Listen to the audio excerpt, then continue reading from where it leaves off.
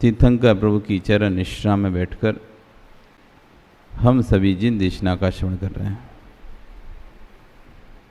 आचार्य भुवन कुलभद्र स्वामी महाराज ग्रंथराज सार समुच्चय जी में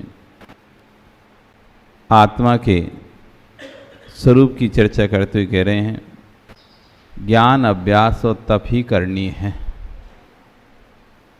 ज्ञान का अभ्यास यानी स्वाध्याय, जिनवाणी का अध्ययन और तपस्या, ये दो ही करनी हैं, बाकी सब अकरनी है। करनी मतलब करने योग्य है। दो कार्य ही करने योग्य हैं, एक ज्ञान अभ्यास और दूसरी तप। इसी बात को गाथा के माध्यम से समझा रहे हैं। ज्ञान अभ्यास सदा कार्यो ध्याने ध्याने तथा तपसो रक्षणम चैव यदि इच्छेदितमात्मनः। हे आत्मन, यदि अपना हित चाहते हैं तो ध्यान और अध्ययन में निरंतर ज्ञान का अभ्यास करो और तप की भी रक्षा करो। यदि अपना हित चाहते हो तो करें ध्यान में और अध्ययन में निरंतर ज्ञान का अभ्यास करो, क्योंकि ज्ञान एक ऐसा मध्य दीपक ज्ञान को कहा है। सम्यक दर्शन, ज्ञान, चैत्राणी, मोक्ष मार्ग। सूत्र याद है आपको? सम्यक दर्शन, सम्यक ज्ञान, सम्यक चैत्र, ये मोक्ष मार्ग है। तीनों की एक रूपता मोक्ष मार्ग में। किसी ने जब ग्रंथ लिखा, ग्रंथ के ऊपर टीका हुई, तो टीका में प्रश्न किया कि सम्यक ज्ञान को बीच में क्यों रखा? सम्यक ज्ञान, सम्यक दर्शन, सम्यक चैत्राणी, मोक्ष मार्ग बोल देते, चैत्र दर्शन ज्ञान मोक्ष मार्ग बोल देते, लेकिन ज्ञान को बीच में क्यों रखा? ज्ञान को आगे क्यों नहीं रखा? ज्ञान को पीछे क्यों नहीं रखा?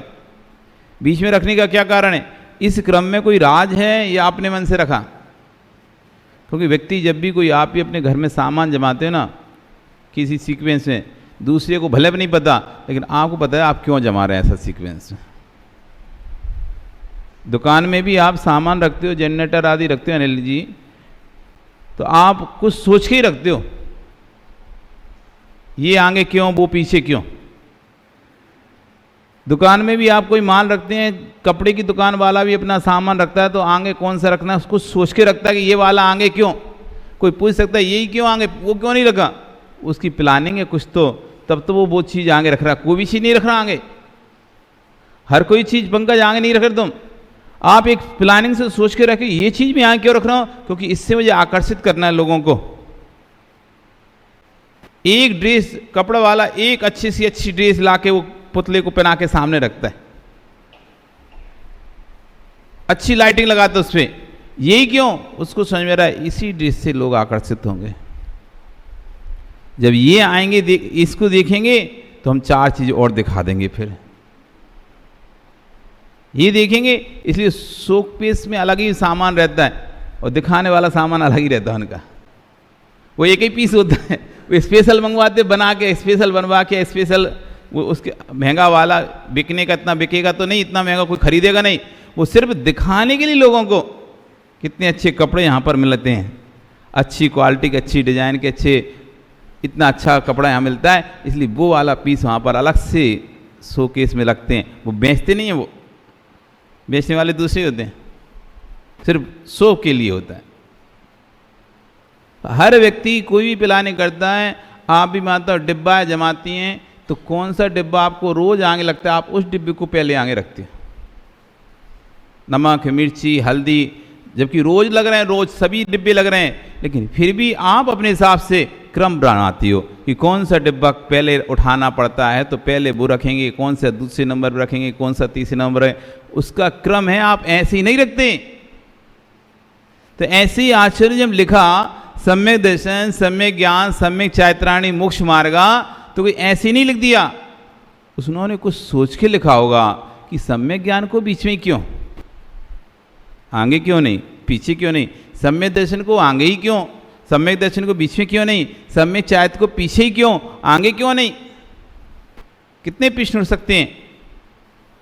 तो प्रश्न उठा दिया आचार्य सामने कि सम्यक, तीनों को, सम्यक दर्शन को आगे क्यों रखा, सम्यक दर्शन को बीच में क्यों रखा और सम्यक चारित्र को आखिरी में क्यों रखा। तब आचार्य का ज्ञान दीपक का काम करता है। जो ज्ञान है वो दीपक के समान है। जैसे अंधकार में दीपक ले जाएं तो दीपक प्रकाश को करता है, ऐसी अज्ञानता में ज्ञान से हमको तत्वों का बोध होता है। जब हमको ज्ञान होता है तो जिस बात से हम अनजान थे, अनविज्ञ थे, जिन बातों को हम नहीं जानते थे, जिन तत्वों को हम नहीं जानते थे, जैसे ही माया को पदार्थ का ज्ञान होता है हमको वो सारी चीज़ें स्पष्ट दिखने लगती हैं, समझ में आने लगती, पूरा क्लियर। तो ज्ञान दीपक की तरह है और दीपक का काम रहता है प्रकाश करना। दीपक का काम प्रकाश करना है। और यदि आप दीपक को बाहर रखेंगे कोने में तो बाहरी प्रकाश होगा, इधर अंदर रखेंगे तो अंदर प्रकाश होगा। लेकिन दीपक को यदि बीच में रख दें, दहली पर रख दें, 2 कमरे आपके पास हैं, यदि आप कमरे के एक छोर पर रखते हो तो दूसरे कमरे में अंधेरा होता है, दूसरे कमरे रखते हो तो पहले कमरे में अंधेरा होता है। यदि आप दीपक को कहाँ रख दें, दहली में रख दें, बीच में, दोनों कमरों की बीच दहली पर, तो बताओ कौन से कमरे में अंधेरा होगा और कौन से में उजाला? दोनों ही कमरों में उजाला होगा। ये ज्ञान मध्य दीपक है, मध्य दीपक है। ये दोनों तरफ उजाला करता है, सम्यक को भी सुरक्षित करता है और चारित्र को भी सुरक्षित करता है। सम्यक को भी नहीं छूटने देता और चारित्र से भी जीव को नहीं गिरने देता। क्योंकि जीव को जब ज्ञान होगा तभी तो उसको समझ में आएगा, नहीं मैंने जो निर्णय लिया वो सही है, मैं सच्चे देव शास्त्र पर आस्था हो गई थी, लेकिन उस आस्था को बरकरार रखने के लिए, बनाए रखने के लिए ज्ञान चाहिए ना। चारित्र ग्रहण कर लिया, उस चारित्र को बनाए रखने के लिए ज्ञान चाहिए कि नहीं चाहिए? इसलिए ज्ञान मध्य दीपक है, इसलिए इसको बीच में रखा है। ये चारित्र को भी सुरक्षित रखेगा और दर्शन को भी सुरक्षित रखेगा, इसलिए दोनों के बीच में। इसलिए जब कहीं यहाँ लड़ाई होती तो बीच में व्यक्ति समझौता के रूप में एक व्यक्ति को रखते हैं, उसको बीच में रखते हैं। क्या भैया बीच में क्यों रखते हैं सुनील? इसको भी संभाले और उसको भी संभाले, दोनों पक्षों को संभाले। दोनों पक्षों में एक पक्ष की गड़बड़ हो तो ये व्यक्ति उसको तुरंत उसको संभाले। इसलिए तुम बीच में रहो।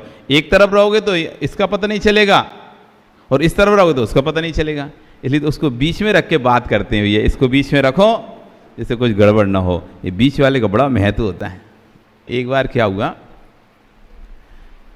एक बैल बहुत बीमार हो गया। एक व्यक्ति अपनी बैलगाड़ी लेके जा रहा था और जंगल में बैल बहुत बीमार हो गया। अब और स्थिति ऐसी हो गई, वो बैल उठ भी नहीं सकता और वो बैठ गया।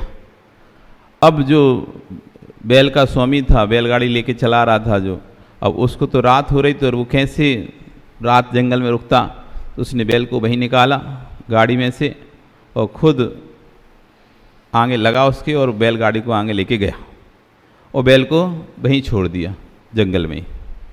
उसने कहा अब इसके साथ तो अपन मर जाएंगे, ये मरेगा तो मरेगा ही मरेगा, साथ में साथ जंगल में शेर अपन को और खा जाएगा। क्या अपन को और खा जाएगा? इसलिए यहाँ से अपन तो बचो, बैल को छोड़ो, कोई और बैल जोतेंगे फिर देखेंगे वहाँ घर पहुँचने के बाद। वो बैल को वहाँ छोड़कर चला जाता है। जंगल की कहानी। वो बैल जंगल में ही छूट गया। छूटने के बाद अब जंगल में हरी पत्तियां खाकर अपना समय निकालता, धीरे धीरे करके जो बीमारी थी उसकी हरी पत्तियों के कारण और बत्ती औषधि हैं, जंगल की हवाई औषधि हैं, और ऐसे करके वो स्वस्थ हो गया। अब स्वस्थ क्या हो गया और अच्छी फल फूल खाने उसे मिल रहे तो हष्ट पुष्ट भी हो गया। स्वस्थ के साथ पंकज अच्छा मजबूत हो गया, मोटा तगड़ा मजबूत हो गया। एक दिन क्या, वो जोर से उसने आवाज़ की, जोर से आवाज़ की। उसकी आवाज़ में इतना दम था कि पूरा जंगल गूंज उठा। इधर जंगल का राजा शेर अपने समुदाय के साथ बैठा हुआ था। तो उस समुदाय में उसने जब वो आवाज़ सुनी तो उसने कहा ये किसकी आवाज़ इतनी दमदार दबंग आवाज़। तो उसने अपने जासूस को, चपाटे चेले चपाटे होते ना, उनको भेजा, तो गीदड़ को भेजा, जाओ पता करो कौन कितनी मजबूत आवाज़ है जंगल में मेरे अलावा। मैं जंगल का राजा शेर, मेरी आवाज़ ऐसी कौन की आवाज़ हो गई? गीदड़ जाके देखता तो हट्टा कट्टा बड़ा सा ऊंचा खासा बैल, वो डर जाता है, पता नहीं कौन है ये। इतना आज तक कभी जंगल में तो बैल कहाँ देखते हैं, जंगल में तो जंगली जानवर देखते हैं, बैल थोड़ी ना जंगल में देखे जाते हैं। उसने कभी देखे नहीं था ये बैल, इतना हट्टा काटा ऊंचा, वो खा के और हो गया था मस्त। वो दौड़ के गया, राजन राजन, लगता है कोई दूसरा राजा तैयार हुआ है, इस जंगल में कोई दूसरा राजा तैयार हो गया। तो अब शेर कहता अब अपन को क्या करना चाहिए, अपन को उससे दोस्ती करने में ही फायदा है। क्या करने में फायदा है, दोस्ती करने में फायदा है। कैसे होगी, तो कोई बात नहीं, मैं कराऊंगा बीच में। गीदड़ बोले मैं दोस्ती कराता हूँ आप लोगों की। और वह गीदड़ बैल के पास गया और कहता है तुम हमारे जंगल के राजा के राज में रहते हो, और आप यदि सुरक्षा अपनी सुरक्षा चाहते हो तो हमारे राजा से मित्रता करो।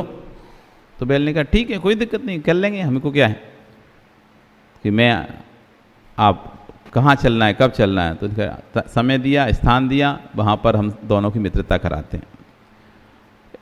और वो दोनों को एक स्थान पर बुलाता है और दोनों की मित्रता हो जाती है।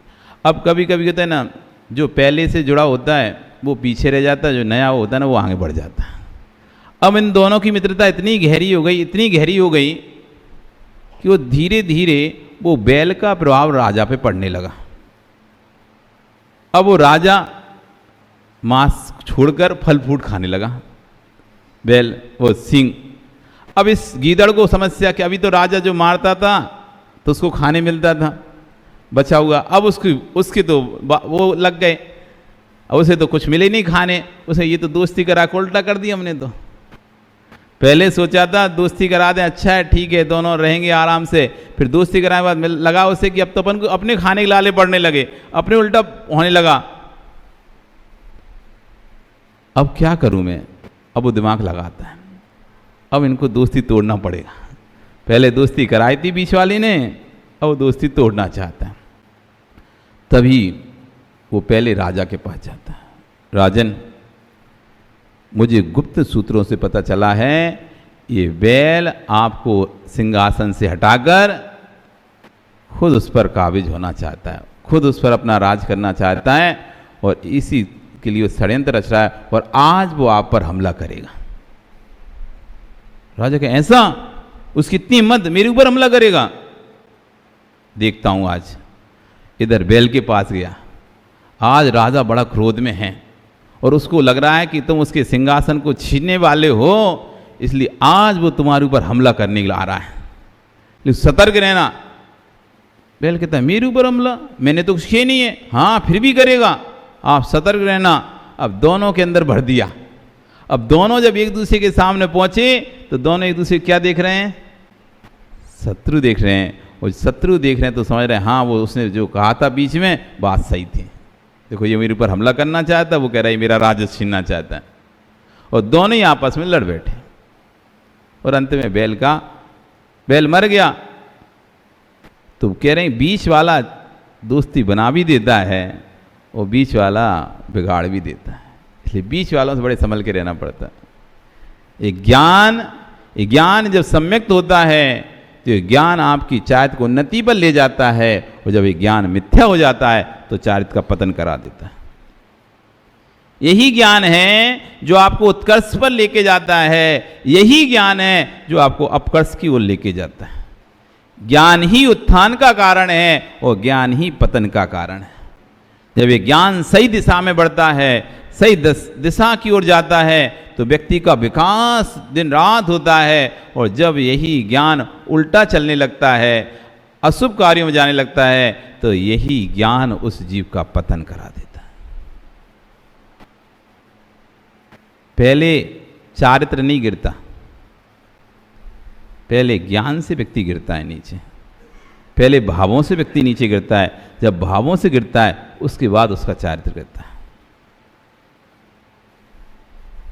पहले भाव गिर जाते हैं, जब भाव गिर जाते हैं तो सताई है, चाहे अपने आप गिर जाता है। तो ज्ञान वो ताकत है, इसलिए कह रहे हैं कि ध्यान और अध्ययन में निरंतर ज्ञान का अभ्यास करो। ये ज्ञान ही तप की रक्षा करेगा और ये ज्ञान ही दर्शन की रक्षा करेगा। पहले वस्तु तत्व को समझने की बात तो बाद में समझना, पहले जो वस्तु तत्व को समझने वाला है ऐसे उस आत्मा को पहले समझना पड़ेगा आपको, उस ज्ञान को पहले समझना पड़ेगा। हम अपने ज्ञान को ही नहीं पकड़ पा रहे, हम सुखी हैं या दुखी? आप सुखी हो कि दुखी हो? कैसे हो सूरज जी, सुखी हो दुखी हो? बताओ बताओ, हैं सुखी हो कि दुखी हो? क्या नहीं तो आप कैसा मान रहे हैं? आप तो बताओ, आप सुखी हो कि दुखी हो? हैं सुखी हो? सही में सुखी हो कि दुखी हो? ओ सुरेश जी, सुरेंद्र जी, कैसे हो आप, सुखी हो दुखी हो? मैं सुखी दुखी में रंग के राव, मेरे घर गृह गोधन प्रभाव। मैं सुखी हूँ, मैं दुखी हूँ, मैं रंग हूँ, मैं राव हूँ, मेरे घर, मेरा गृह, मेरा गोधन, मेरा प्रभाव। पढ़ते नहीं पढ़ते? पढ़ते माता? क्या पढ़ते बताओ? 6 डालम पढ़ते ना? हाँ। सुखी हो? नहीं है सुखी जय कुमार जी? दुखी हो? दुखी हो कि सुखी हो? पक्का दुखी हो? सोच लो, फिर हम अगला पूछेंगे ना, फिर बोल नहीं देना ऐसे, नहीं महाराज जी हम तो सुखी। दुखी हो कि सुखी हो? दुख में कौन हंसता है बताओ तो? तुम दुखी हो या सुखी हो? पंकज क्या सोच रहे हो? सुखी हो कि दुखी हो? सुखी हो ना पक्का? सोच लो, फिर बाद में बोलना नहीं कि महाराज जी दुख तो है। अभी तक तो सुख लग रहा ना। किस चीज से सुख लग रहा है? जैसा सोच रहा है वैसा हो रहा है, इसलिए तुम अपने आप को सुखी मान रहे हो। धन बढ़ रहा है, अपने आप को सुखी मान रहे हो। परिवार बढ़ रहा है, अपने आप को सुखी मान रहे हो। इच्छाओं की पूर्ति हो रही है, अपने आप को सुखी मान रहे हो। जब आप धन संपत्ति को संचय करते हो और धन संपत्ति को संचय करने के बाद उसके भोग की बारी आती है और आपको निर्णय करना पड़ता है कहाँ खर्चा करूं, और आप निर्णय नहीं कर पाते उसका खर्चा करने को। इसको कहाँ मैनेज करूं, इतना पैसा तो आ गया, अब इसको कहाँ लगाऊं? वो पैसा आपको दुख देता ही नहीं देता। फिर अगर इसको हम मकान खरीदें तो इनकम टैक्स वाले, इसको बैंक में डालें तो इनकम टैक्स वाले, इसको किसी को दे दें तो खाने का डर, घर में रखें तो चोरी का डर, छापा पड़ने का डर। अब पैसे को रखोगे कहाँ? क्या करोगे इसका? अब उस पैसे से तुम्हें सुख मिलेगा कि दुख मिलेगा? पैसा बहुत सारा आ गया, एक साथ आ गया, तुमने सोचा भी नहीं था, तुम बस पैसे के पीछे भाग रहे थे, पैसा चाहिए पैसा चाहिए, और ऐसा छप्पड़ फाड़ा कि अरबों रुपए तुम्हारे घर में आ गए। अब क्या करोगे? अब तो बहुत सुखी हो जाओगे ना तुम।